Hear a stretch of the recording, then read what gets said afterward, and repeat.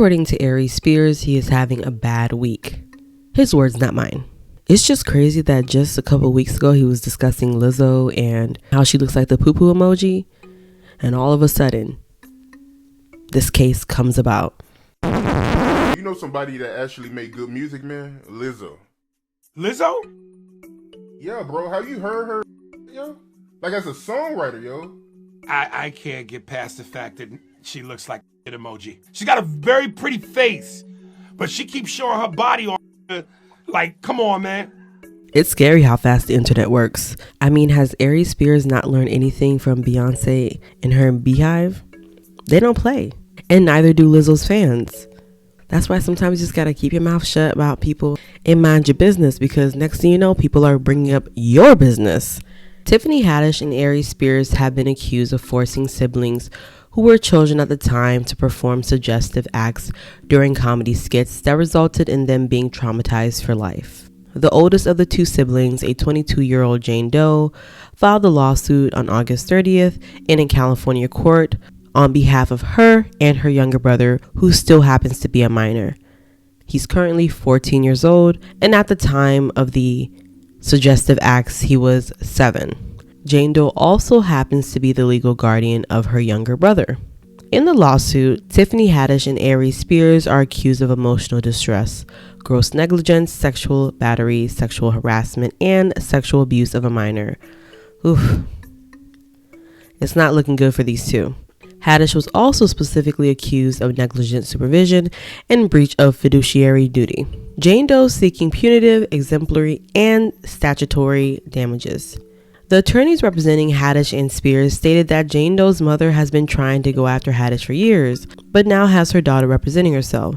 Jane Doe's mother did file a police report against Spears and Haddish in January of 2020, but nothing happened.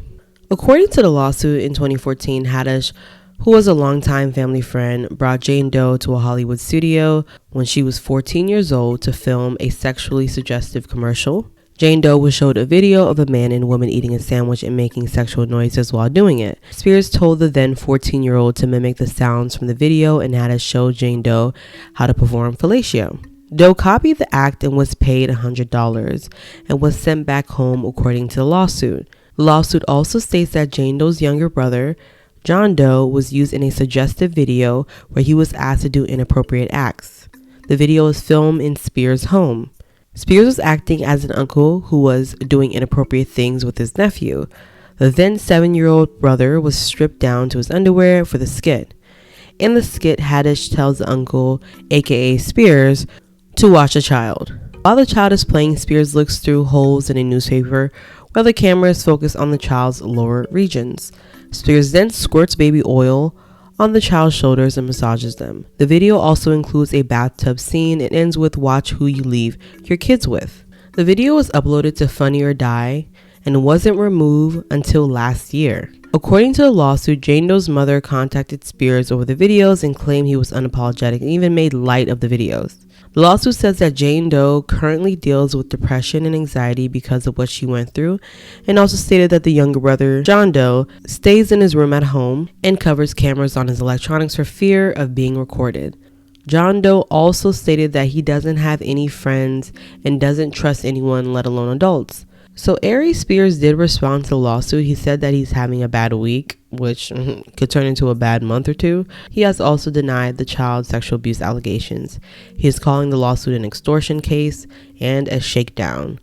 He then went on to call Jane Doe's mother a bitch and a scammer. Tiffany also responded in an Instagram post where she says, "I know people have a bunch of questions. I get it. I'm right there with you. Unfortunately, because there is an ongoing legal case, there's very little that I can say right now. But clearly, while this sketch was intended to be comedic, it wasn't funny at all, and I deeply regret having agreed to act in it. I really look forward to being able to share a lot more about the situation as soon as I can." She also said the sketch was a PSA against child abuse. Well, maybe you shouldn't use a child in a video about child abuse. You see how that just does not work? I mean, you kind of get it, right? Anyway, we'll see what happens with this case. You know how legal cases go. Sometimes it takes a while for them to get settled. It could be years. It could be dismissed. We just never know. Things like this are never funny. It's not comedy.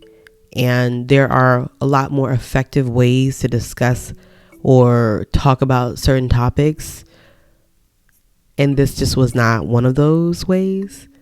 And this is one of those situations where it affects a child more than it affects anybody else. And we personally don't know how traumatizing that was for the children. So we'll see how this case pans out and what comes out soon about it. So let me know what you guys think in the comments, and I will be seeing you in the next video.